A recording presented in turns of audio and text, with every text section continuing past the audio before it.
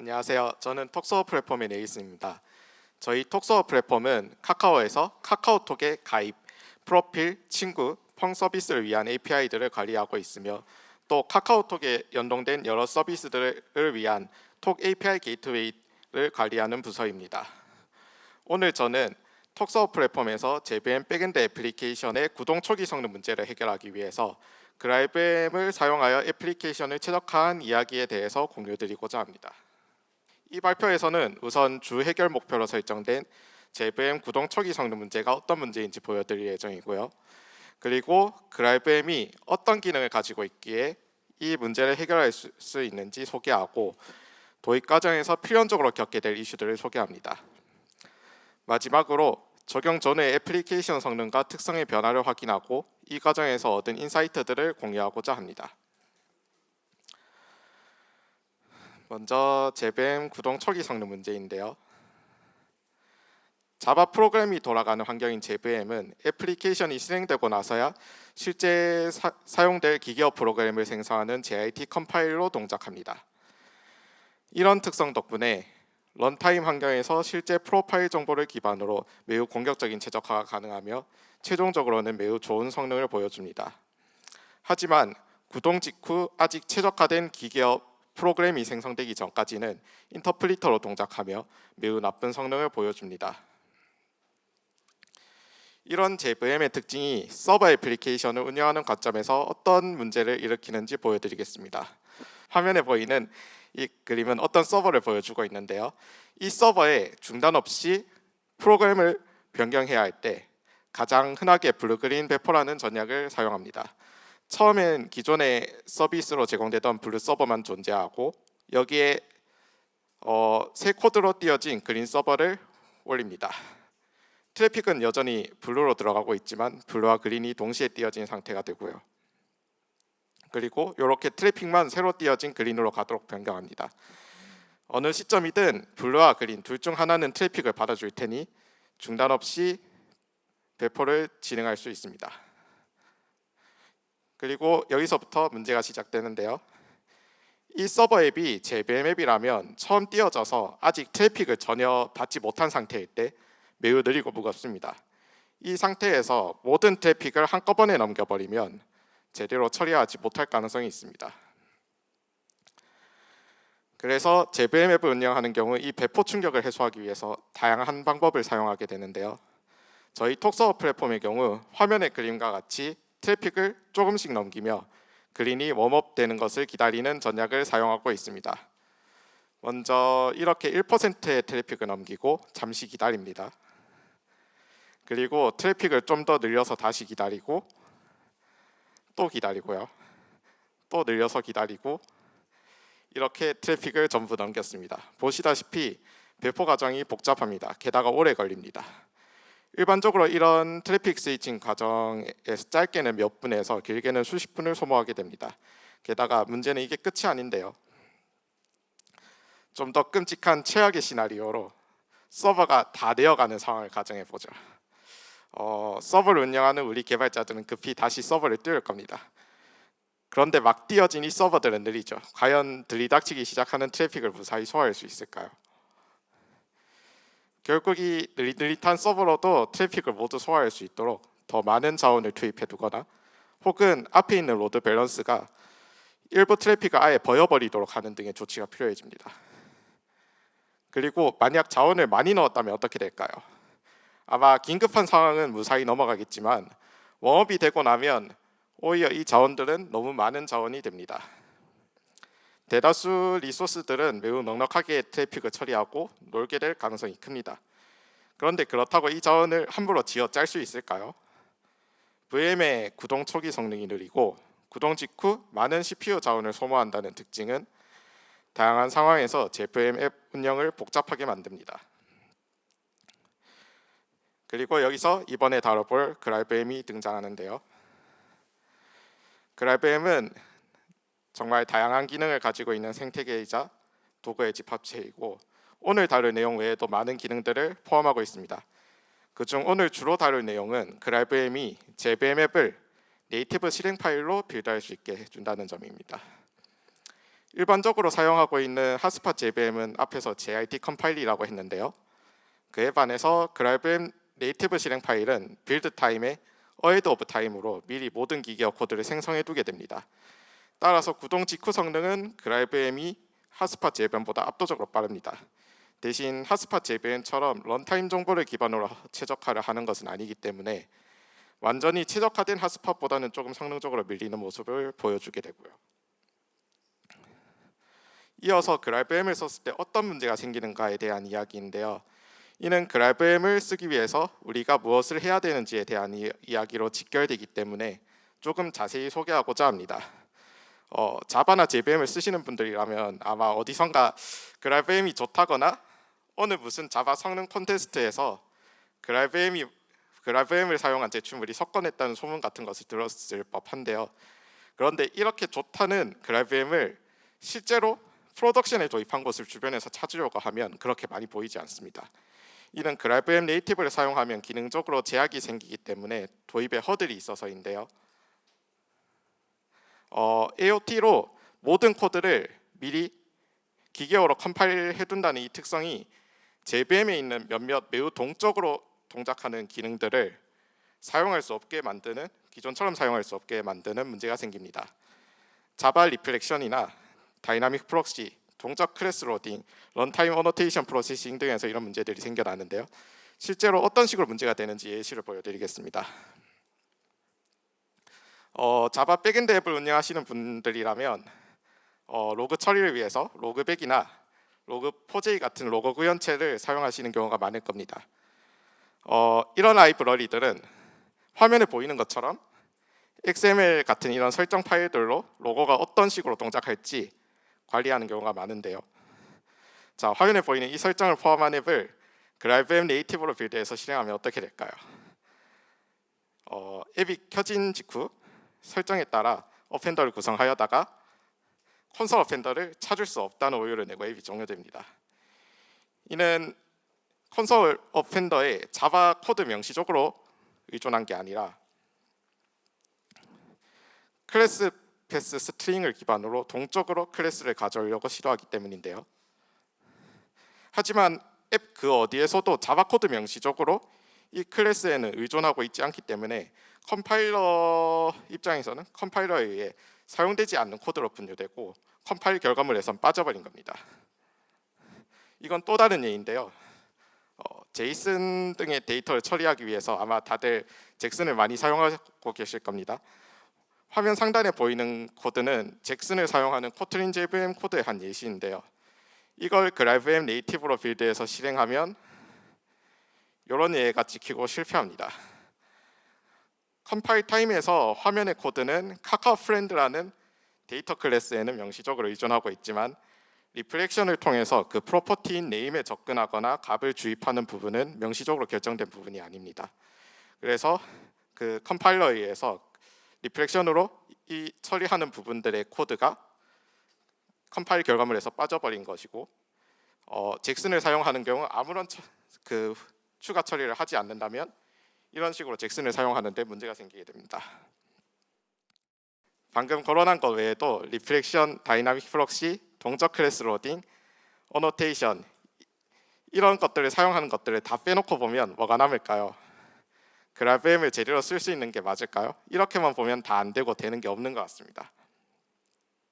그런데 여기서 안 된다로 끝나고 만다면 GraalVM 네이티브는 아마 아무도 쓸 수 없는 뭔가가 되었겠죠. 이를 해결할 수 있는 방법이 있습니다. AOT로 모든 코드가 사전에 만들어져야 한다는 사실이 문제의 원인이 되고 있죠. 그렇다면 필요한 모든 것들을 사전에 선언해주면 대부분 문제를 해결할 수 있습니다. GraalVM 네이티브에서는 동적 기능들을 위해 필요할 것으로 기대되는 의존성들을 컴파일 타임의 목록으로 제공할 수 있습니다. 이를 리처빌리티 메타데이터라고 합니다. 리처빌리티 메타데이터를 제공하는 것으로 동적 기능에 의해 참조될 것으로 생각되는 모든 의존성들을 강제로 빌드 결과물에 포함시킬 수 있고 문제없이 동작할 수 있도록 만들 수 있습니다. 또 이 설정을 사실 사람이 수작업으로 관리하는 건 현실적으로 불가능하기 때문에 이를 돕기 위해서 트레이싱 에이전트라는 플러그인이 제공되고 있습니다. 이 플러그인을 핫스팟 JVM에 적용해서 앱을 실행하면 앱이 실행된 동안 사용한 각종 동적 기능들을 관측합니다. 그리고 앱이 런타임에 필요할 것으로 생각되는 모든 일정성들을 이렇게 추출해서 자동으로 리처빌리티 메타데이터를 만들어줍니다. 즉 그라이브M 네이티브로 컴파일한 앱이 정상적으로 동작하려면 런타임에서 요구하는 의존성 커버리지 100%의 리처빌리티 메타데이터를 뽑아내야 한다는 이야기입니다. 그런 리처빌리티 메타데이터를 획득할 수 있는 방법으로는 여러 가지를 생각해 볼 수 있는데요. 저는 이번에 그라이브M을 도입하면서 두 가지 방법을 사용했습니다. 앞서 언급했던 트레이싱 에이전트를 걸어둔 상태에서 앱을 한번 켰다가 끄는 과정을 모두 추적하는 것과 또 높은 커버리지의 테스트 프로그램을 만들고 트레이싱 에이전트를 건 상태에서 그 테스트 프로그램을 실행하는 방법입니다. 이러면 앱에서 런타임에 사용될 거의 모든 로직이 트레이싱 에이전트가 걸린 상태에서 한 번씩은 실행될 것으로 기대됩니다. 이런 과정들을 빌드 단계에 포함시켜서 커버리지 100%의 리처빌리티 메타데이터를 획득해서 컴파일에 사용하도록 했습니다. 이어서 실제 적용 사례를 보여드리겠습니다. 카카오톡 서버를 구성하는 마이크로 서비스 중 하나인 푸시 게이트웨이를 그라이브M으로 컴파일할 수 있도록 포팅하는 작업을 진행했습니다.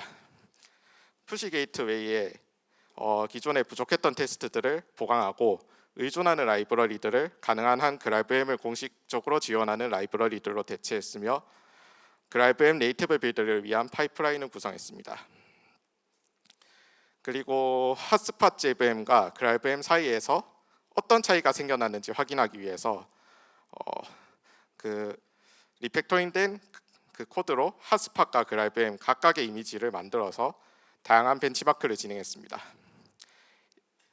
그 항목은 각각의 환경에서 앱이 기동되는 데 걸리는 시간 그리고 스트레스성 트래픽이 투입되고 있는 상태에서 API가 얼마나 처리량을 보이는지 그리고 각 스트레스 트래픽들에 대해서 어느 정도의 레이턴시가 나오는지 그리고 스트레스 트래픽까지는 아니지만 일정량의 트래픽이 들어가고 있는 상태에서 배포를 진행했을 때 CPU 지표 변화로 각각의 환경에서 어느 정도의 배포 충격이 발생하는지 등을 측정했습니다.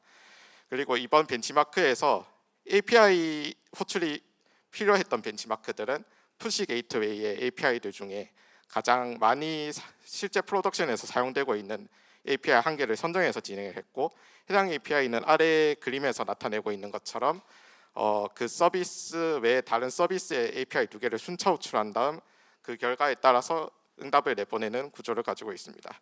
이번 벤치마크 진행 시에 다른 서비스들은 영향을 주지 않도록 리소스를 많이 넣은 상태에서 진행했고요. 먼저 앱 실행 시간입니다. 본래 푸시 게이트웨이를 핫스팟으로 실행하면 앱이 실행되는 데만 3.76초 가량 소모되었는데 그라이브M 네이티브로 빌드한 결과물은 앱 기동이 0.1초 만에 끝나는 것을 확인할 수 있었습니다. 이는 앱 기동 시간이 기존보다 36배 이상 빨라진 것으로 만약 앱 기동에 1분 이상 걸리는 중대형 애플리케이션을 대상으로 그라이브M을 적용할 수 있다면 앱 기동 시간을 극적으로 줄이는 것도 가능할 것으로 생각됩니다. 다음은 앱 기동 직후 응답 시간인데요. 이 그래프는 핫스팟으로 앱을 기동한 직후에 벤치마크 툴로 트래픽을 투입했을 때 요청별 응답 시간이 어떻게 변화하고 있는지 나타내고 있습니다. 기동 직후 최초 요청에는 무려 1초 이상의 긴 시간이 소모되고 있고 완전히 웜업되는 데는 1분 이상 걸리고 있는 모습인데요. 그에 반해서 그라이브M은 기동 직후부터 이미 최적화된 응답 시간을 보여줍니다. 다만 핫스팟처럼 추가로 레이턴시가 개선되거나 하는 모습은 보이지 않으며 최종적으로 도달하는 응답 시간은 핫스팟보다 조금 나쁩니다. 다음은 기동 직후 처리량에 대한 벤치마크 결과입니다. 응답 시간에서 확인했듯 핫스팟은 처음에 나쁜 성능을 보여주다가 점점 최적화되면서 최종적으로 좋은 성능에 도달하게 됩니다. 그라이브M 네이티브의 경우 역시 이런 그래프를 얻게 됩니다. 앱 기동 직후부터 꾸준히 나쁘지 않은 성능을 보여주며 대신 시간에 따라서 변화하는 양상은 크게 나타나지 않습니다. 다만 핫스팟과 그라이브M의 처리량을 한 그래프로 모아보면 약간 문제가 있는 것을 볼 수 있는데요. 핫스팟 JVM은 런타임 정보를 기반으로 최적화를 하기 때문에 최종 성능에서 유리합니다. 그라이브앱 네이티브가 얼마나 밀리는지 감당할 수 있는 수준에서 밀리는 건지가 문제겠죠. 완전히 웜업이 끝난 시점에서 평균 처리량을 계산해 보았습니다. 그 결과 그라이브앱 네이티브의 처리량이 핫스팟보다 25% 가까이 부족한 것으로 결과가 나왔습니다. 아무리 기동 직후 성능이 좋다고 한들 이 정도로 최종 성능 차이가 나는 건 조금 곤란합니다. 그런데 이 성능 차이는 런타임에서 얻은 프로파일 정보 차이로 생겼다고 했죠. 그렇다면 그 정보들을 그라이브앱 네이티브 컴파일 타임에 제공해 줄 수 있다면 성능을 따라갈 수 있지 않을까요? 그라이브앱 네이티브는 프로파일 기반 최적화를 지원합니다. 프로파일 기반 최적화를 구성하는 방법인데요. 먼저 그라이브앱 네이티브로 프로그램을 컴파일하는데 컴파일 시에 추가 옵션으로 PGO 프로파일링용 측정용 옵션을 추가해서 컴파일을 합니다. 그 결과물로 나온 네이티브 실행 이미지는 실행되는 동안 앞에서 이야기했던 그런 런타임 프로파일 정보들을 파일로 내보내도록 각종 코드들이 삽입되어서 생성이 됩니다. 그 프로그램을 실행해서 실제 트래픽이나 실제에 가까운 트래픽을 적당히 넣어주면 컴파일에 사용할 수 있는 프로파일 이벤트 데이터를 얻을 수 있고 이제 그 이벤트 데이터를 사용하여 그라이브앱 네이티브 컴파일을 진행하면 속도가 빠른 결과물을 얻을 수 있게 됩니다. 그렇게 얻은 네이티브 이미지로 벤치마크를 진행했습니다. 조금 전에 보여드렸던 핫스팟과 그라이브앱 벤치마크에 더불어 PGO를 적용한 그라이브앱 벤치마크 결과로 파란색 그래프가 추가된 것을 확인하실 수 있는데요. 보시다시피 거의 핫스팟에 준하는 성능으로 따라붙은 것을 확인할 수 있습니다. 실제 평균값을 계산해서 성능 차이를 확인해 보면 8% 차이까지 따라간 것을 확인할 수 있었고 여전히 조금 아쉽긴 하지만 그래도 감내할 수 있는 수준으로 좁혀진 것으로 보입니다. 마지막으로 배포 시 발생하는 충격을 확인했습니다. 핫스팟과 그라이브앱으로 구성된 서버에 애플리케이션을 배포하고 트래픽을 완충시켜주는 시간 없이 즉시 스위칭하면 어떻게 되는지를 CPU 지표를 통해서 확인해 보았는데요. 핫스팟의 경우 배포 순간에 CPU 사용량이 강하게 스파이크를 일으키는 모습을 보여줍니다. 이런 CPU 스파이크가 발생하면 당연히 그 앱 스스로도 불안정할 수 있고 한 장비에 여러 개의 애플리케이션을 실행시키고 있는 환경이라면 CPU 자원 경합으로 인해 다른 애플리케이션에 영향을 줄 가능성도 존재합니다. 반면 그라이브앱 네이티브 애플리케이션의 경우 이렇게 트래픽을 즉시 스위칭해도 CPU 사용량 스파이크를 일으키지 않고 매끄럽게 넘어갑니다. 이런 특성 덕분에 핫스팟처럼 몇 분에 걸쳐 천천히 트래픽을 넘길 필요 없이 즉시 트래픽을 스위칭하는 게 가능해집니다. 실제로 푸시 게이트웨이는 트래픽 스위칭을 위해서 배포 과정에서 몇 분에 걸친 트래픽 스위칭 절차가 필요했는데 기존보다 트래픽을 훨씬 빠르게 스위칭하고 스위칭 후 잠시 모니터링만 하는 방식으로 배포 과정을 단순화할 수 있었습니다. 실제 적용 사례와 벤치마크 결과들에 이어서 그라이브앱으로 백엔드 서버 앱을 운영해보고 느낀 바를 이야기해드리겠습니다. 벤치마크 결과 전반에서 그라이브앱 네이티브를 사용하면 앱 실행 시 발생하는 충격이나 앱 실행 직후 성능에서 압도적인 이점이 있음을 확인했습니다. 이는 앱이 심각한 장애 상황에 빠졌을 때 보다 더 탄력적으로 회복할 수 있게 해주며 또 같은 워커 노드 위에 다른 앱에서 부정적인 상호작용이 발생하는 것을 방지해줍니다. 또 애플리케이션의 배포 영상을 관리하는 데 있어서 더 공격적인 구성이 가능하기 때문에 관리 공수를 줄일 수 있으며 배포 작업의 시간을 줄일 수도 있습니다. 그리고 이번 발표에서 본격적으로 다루진 않았지만 일반적으로 그라이브앱 네이티브 실행 파일은 JVM 힙 메모리를 더 적게 부여해도 잘 동작하고 더 작은 실행 이미지를 생성하는 등의 장점이 많이 거론됩니다. 그리고 궁극적으로 이런 장점들은 사실 JIT 기반의 VM을 사용하는 대신 네이티브 컴파일 결과물을 사용하면서 얻게 된 부분에 가까울 텐데요. 네이티브 애플리케이션을 구성할 수 있는 다른 대체제들을 두고 그라이브앱을 사용했을 때 얻을 수 있는 가장 큰 이점으로는 역시 오랫동안 많이 사용되어 온 JVM 생태계의 경험들과 라이브러리, 프레임워크들을 그대로 활용할 수 있다는 게 가장 큰 장점이라는 생각이 들었습니다. 다만 실제로 적용하고 운영해보면서 아쉬운 점들도 있었는데요.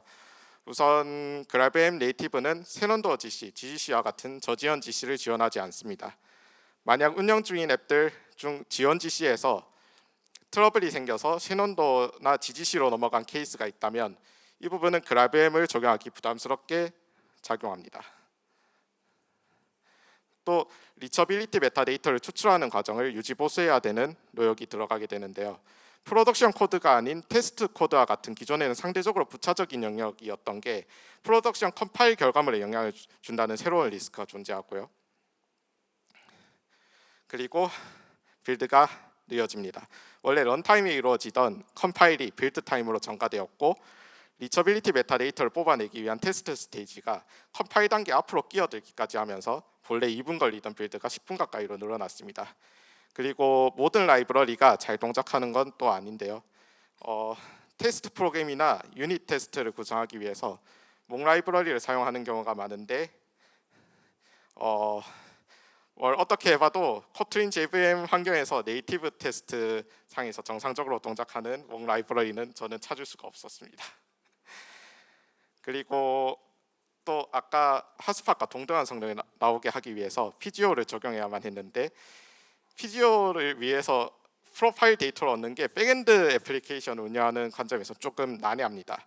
제대로 성능이 개선되게 하려면 실제 트래픽이나 실제에 가까운 트래픽이 제공되어야 하는데 PGO 프로파일용 네이티브 이미지는 무겁고 느리기 때문에 성능에 큰 영향을 주지 않으면서 실제 트래픽은 들어가는 구조를 만들어내야 하고 이는 쉽지 않습니다. 결국 오히려 이런 부분은 복잡도를 높이는 방향으로 작용을 하게 되고요. 여기까지 톡서 플랫폼에서 그라이브엠으로 JVM 백엔드 애플리케이션 구동 초기 성능을 개선한 이야기가 되겠습니다. 들어주셔서 감사합니다.